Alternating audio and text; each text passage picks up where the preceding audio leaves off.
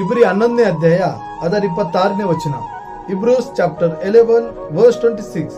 ಐಗುಪ್ತ ದೇಶದ ಐಶ್ವರ್ಯಕ್ಕಿಂತಲೂ ಕ್ರಿಸ್ತನ ನಿಮಿತ್ತವಾಗಿ ಉಂಟಾಗುವ ನಿಂದೆಯು ಶ್ರೇಷ್ಠ ಭಾಗ್ಯವೆಂದೆಣಿಸಿಕೊಂಡನು, ಯಾಕೆಂದರೆ ಬರುವ ಪ್ರತಿಫಲದ ಮೇಲೆ ಕಣ್ಣಿಟ್ಟಿದ್ದನು. ಮೋಶೆ ತನ್ನ ಜೀವಿತದಲ್ಲಿ ಆತನ ಮುಂದೆ ಐಗುಪ್ತ ದನವೆಲ್ಲ ಇಟ್ಟಿದಾಗ ಆತನು ಆ ದನದ ಹಿಂದೆ ಬೀಳಲಾರದಂತೆ ಕ್ರಿಸ್ತನ ಜೊತೆಯಲ್ಲಿದ್ದು ಕ್ರಿಸ್ತನ ಕೆಲಸದಲ್ಲಿದ್ದು ಆ ನಿಂದೆಯು ದೊಡ್ಡ ಭಾಗ್ಯವೆಂದೆಣಿಸಿದನೆಂದರೆ ಈ ದಿನದ ನಾವು ಧನವನ್ನು ಸಂಪಾದಿಸುವುದೇ ಒಳ್ಳೆ ದೊಡ್ಡ ಭಾಗ್ಯವೆಂದು ನಾವು ತಿಳಿದುಕೊಳ್ಳುತ್ತೇವೆ. ಆದರೆ ಮೋಶೆ ಹೇಳುತ್ತಾನೆ, ಕ್ರಿಸ್ತನ ನಿಮಿತ್ತವಾಗಿ ಉಂಟಾಗುವ ನಿಂದೆಯೇ ಶ್ರೇಷ್ಠ ಭಾಗ್ಯವೆಂದೆಣಿಸಿದನು.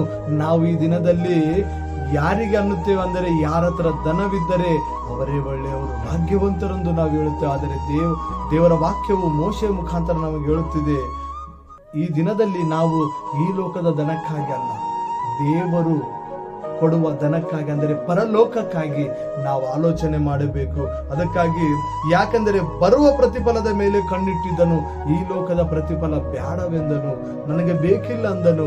ಬರುವಂತ ಪ್ರತಿಫಲದ ಮೇಲೆ ಕಣ್ಣಿಟ್ಟು ದೇವರನ್ನು ಸಂತೋಷ ಪಡಿಸುತ್ತಾ ತನ್ನ ಜೀವಿತದಲ್ಲಿ ಎಲ್ಲಕ್ಕಿಂತ ಉತ್ತಮವಾದದ್ದನ್ನು ಆತನ ಆರಿಸಿಕೊಂಡನು. ನಾವು ಸಹ ಉತ್ತಮವಾದದ್ದನ್ನು ಆರಿಸಿಕೊಂಡು ಈ ಲೋಕದ ಆಸ್ತಿಗಳಿಗಾಗಿ ನಾವು ದುಡಿಯದೆ, ಕೆಲಸ ಮಾಡದೆ, ಕಷ್ಟಪಡದೆ, ವಾಕ್ಯಕ್ಕಾಗಿ ಕಷ್ಟಪಟ್ಟು, ದೇವರ ಸುವಾರ್ತೆಗಾಗಿ ಕಷ್ಟಪಟ್ಟು ದೇವರ ಕೆಲಸದಲ್ಲಿದ್ದರೆ ದೇವರು ನಮಗೆ ಶ್ರೇಷ್ಠವಾದ ಭಾಗ್ಯವನ್ನು ಕೊಡುವನಾಗಿದ್ದಾನೆ. ಅದಕ್ಕಾಗಿ ನಾವು ಸಿದ್ಧರಾಗೋಣ.